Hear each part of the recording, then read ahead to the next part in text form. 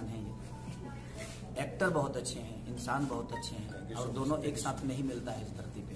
कोई एक्टर अच्छा होता है तो इंसान बुरा होता है, और इंसान अच्छा होता है तो एक्टर अच्छा नहीं होता है। और दोनों चीज़ें एक साथ इनके साथ हैं, हमारे याज खान जी के साथ। और मैंने कम से कम 15-20 मूवी भाई के साथ किया है, और सब अच्छा मूवी किया है। तो सबके लिए मेरी तरफ से बेस्ट ऑफ लक। और इस मेरे आने से 2 दिन पहले, घटना के 10 दिन बाद इन्होंने किया था। घटना के 1 हफ्ता पहले किए थे कि नेपाल में क्या, घटना के 1 हफ्ता बाद।